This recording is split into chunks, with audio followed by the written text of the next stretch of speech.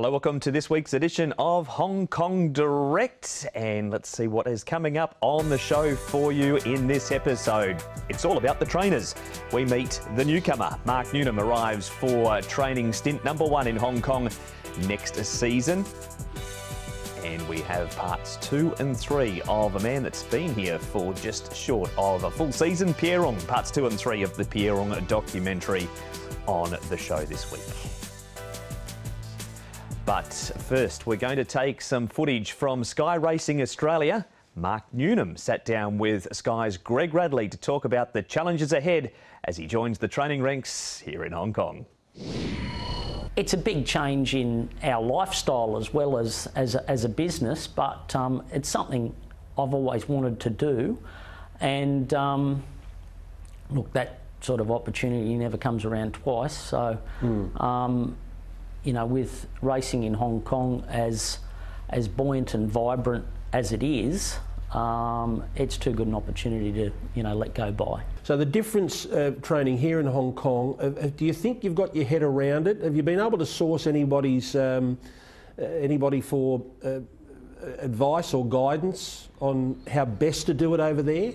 Oh, look, I think it's one of those things where you've got to trust your instincts. Yep. Like the Jockey Club website has so much information on it. I've been watching a lot of the track work and looking at trainers like John Size. Like John, he's been the best trainer there for most of the time he's been there. He runs first, second or third on the premiership every year. And that's difficult to do there because your horses, if you have a good year, your horses go up the ratings, and there's a distinct difference in class between, especially once you get to class 2, class 2 and 3, there's a distinct difference, and then another jump again. So if your horses are high in the ratings after a good season, it's hard to back it up the next year. But it's one thing I've been studying now for a while, right, and how they make it work. And it's obviously very important to keep your horses in a grade where they can win, and that might mean waiting for the right race for them, because the season goes it's a long year for those particular horses. You can afford to wait, you know, a month and 6 weeks between runs for the right race. But with the rules, if you draw wide, you can't just scratch. The only way you can scratch there is on a vet certificate. So you're running. You might wait 6 or 8 weeks for a particular race for your horse, but if he draws 14, you're running anyway, which you don't have that luxury here we have. One of the first comments when you announced you were going to Hong Kong was, I'm not coming back. I will not be coming back to train in Australia. That's it.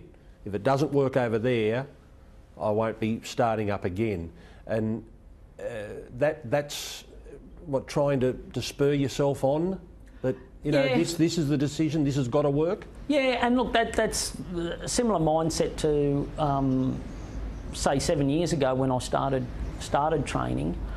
I gave myself 3 years to make it successful, because I didn't want to be a trainer in 10 years' time, you know, having, you know, 10 or 15 horses in work and you know, taking a horse to, you know, Goulburn, you know, on a Friday to try and win a maiden. I was used to being associated with good horses at a good level of success, and I didn't want to miss that.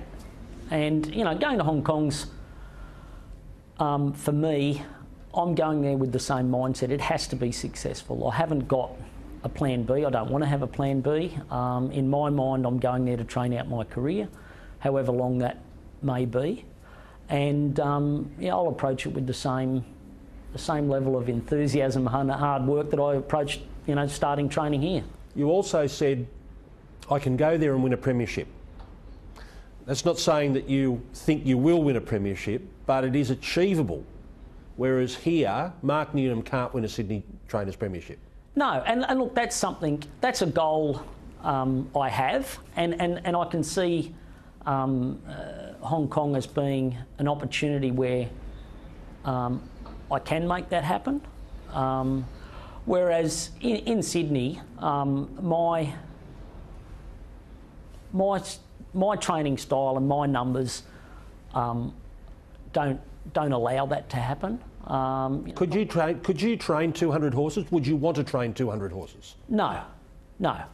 You've got to play to your strengths, and my strengths is being around my horses, knowing the horses well, and once that number gets past, I don't know, probably 80, 90, 100, you're going to lose some of that. So what's been successful in my business here is pretty much the model in Hong Kong. You have a maximum 60 horses. So, as long as... You're as big as anyone else? Yeah. You can be as big as anyone else? Yeah. And look, if things, work out well, I'll have an opportunity to do that. There've obviously some very good trainers there, but, if I didn't think I was good enough, it'd be a waste of time me going. There he is, Mark Newnham and Greg Radley, and the biggest takeaway from that interview, Mark is all in on training here in Hong Kong. There is no plan B. One man that is all in on training here in Hong Kong is not far from wrapping up his first season.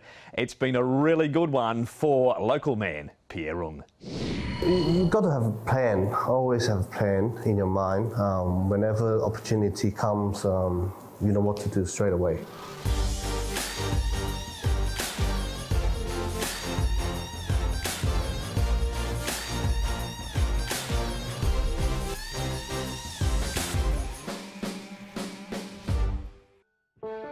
Probably the 15 years I've been working, he planned it for what I'm going to do, what team I'm going to get, or planned it for the owners that I need to be called. So once that moment comes, and there's a lot of work to do.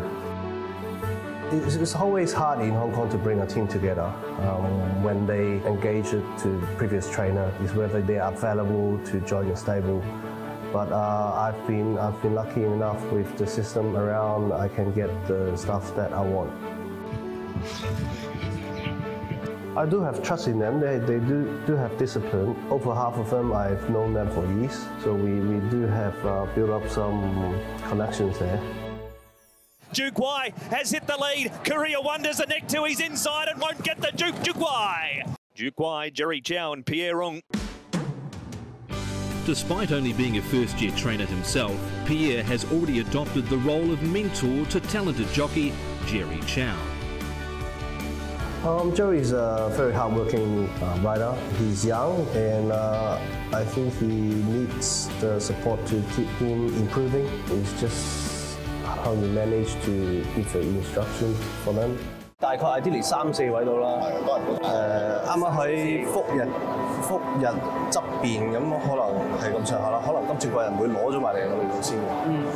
跟住你見到金鑽貴人過嚟嗰陣時，俾佢 show him，跟住等佢睇下點樣 finish off。OK， 好啊 ，OK。As a first season, I'll give myself a pass. Taj Dragon, Burton gets a 5-timer. Pierre Ng gets a treble this afternoon, so he'll be delighted with that. There's still lots of improvement that we need to think about. We try to draw summary during the off-season. Our highlight is Duke White winning the Class 1, and then we can go to Dubai, and that was a really big step for us. The most important things I recognize is when you're 80, you think it's easy, but when you're a trainer, it's a lot harder than that.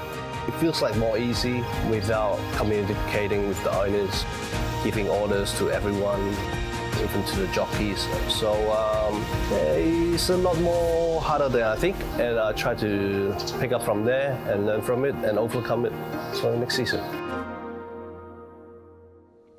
A young man going places, Pierre Ng, and before that it was a newcomer to Hong Kong in Mark Newnham. That has been pretty much the trainers episode of Hong Kong Direct, but we can't leave without having a look at the diary. Sha Tin on Sunday, 11 races, trackside live from 3:30. Final meeting of the season at Happy Valley next Wednesday night, 6:15 local time trackside live, and then Sha Tin for the season finale, the Hong Kong Racehorse Owners Association Trophy trackside live from 3:30. That last graphic you saw there for Sha Tin, the 16th of July, it is season finale.